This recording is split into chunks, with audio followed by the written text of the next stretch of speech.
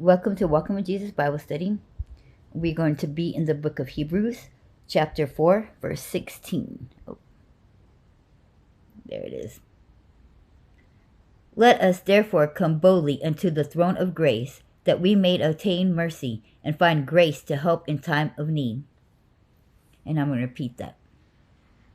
Let us therefore come boldly unto the throne of grace, that we may obtain mercy and find grace to help in time of need. Back in the medieval times, the kings did not want to be bothered by the lower class and just brushed them off to be taken care of by others. Peasants served a king who cared nothing for them and enjoyed the separation. God reigns over the world and despises the sin that separates us. He allowed Christ's death upon the cross so that we can come before the throne of grace. We are invited to speak openly and boldly regarding our need for forgiveness. Because of Jesus dying for us, it gives us that He puts that righteousness and that holiness upon us so that we can come before the King and not be this mere peasant in front of His Majesty. Because God is nothing but holiness. He is nothing but righteousness. God is so holy. I mean, He can't even lie. It's not that He won't lie, it's that He can't lie. We cannot even begin to fathom just how pure and holiness God is. And there is no one good. No, not one person good. And it says so in the Bible. We are all born of sin. We are all sinners. We all have this evilness about us. And we have no rankness to even be in the king's court. We are just mere peasants when it comes to God. But yet, through Jesus Christ, we are all now kings and queens, and we're all royalty, and we can all now talk to Him. We can all call Him Father. He has put that righteousness and that holiness upon us.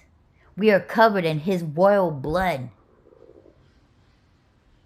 paid for by the royal blood that we are now covered in, that gives us that right and the opportunity to speak to Him, to come to Him in prayer. Through Jesus Christ, we can do that. And He's a good king. He's a good shepherd. He tends to His flock. He tends to His people. And He doesn't see one better than the other. We are all equal in His sight. Our color doesn't matter. Our race doesn't matter. Where we was born does not matter. To Him, we are all His royal children. His blood is running through us. His Spirit lives in us. His very breath created us.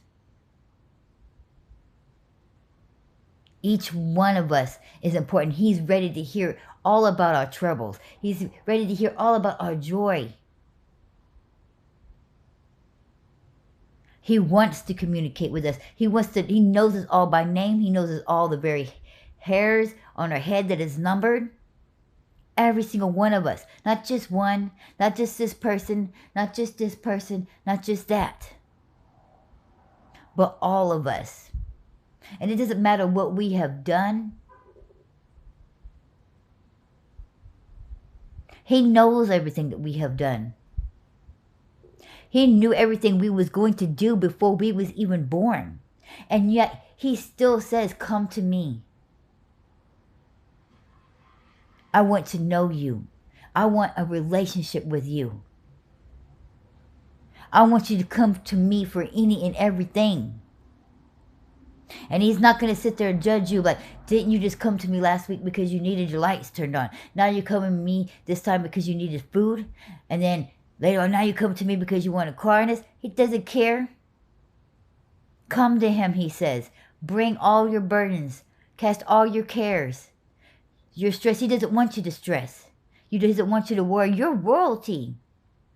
You shouldn't be stressing about anything. You shouldn't be worrying about nothing. You shouldn't be wondering about where you're going to go and what you're going to do. You should have faith that it's going to be provided for you. Because that's exactly what's going to happen.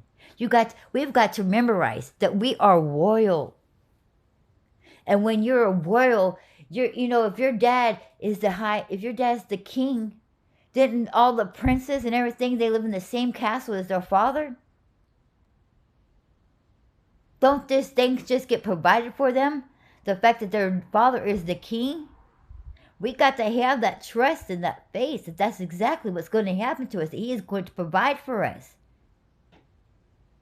He has the ability to do so. If we put that faith in him and that trust in him.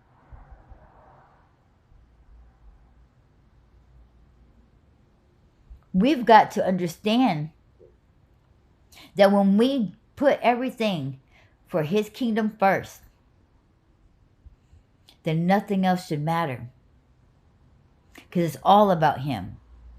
Our own life is not ours. We wasn't created for ourselves. We was created for him. He created us for his own purpose. Even though he still gave us free will and free choice,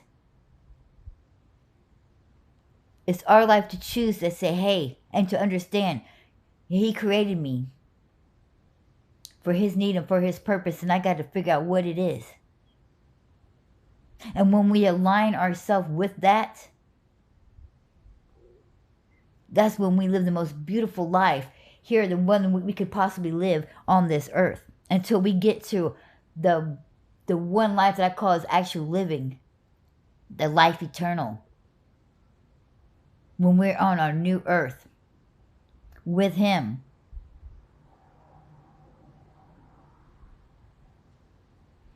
And a lot of people don't realize or don't want to say or like the life that they have here. But there's a lot of people that's on here that would do a lot of things, horrible things, stupid things.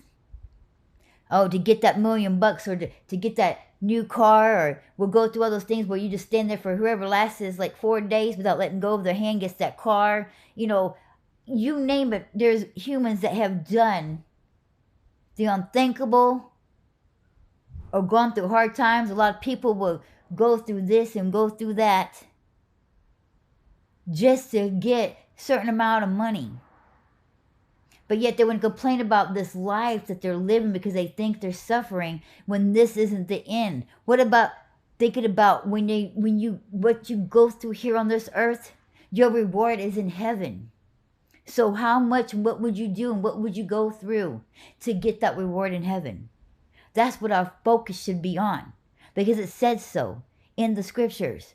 Put your treasures on things that is in heaven and not what's on this earth that's going to be taken away and destroyed. Why would you go through so much for this stupid stuff that's here on earth that's not even going to last? When your true treasures is what's going to last for all of eternity. That's the real reward. Everything here on this earth is what I'll call false gold, false treasures.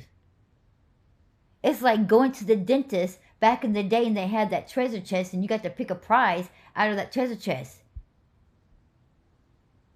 It is a treasure chest for kids.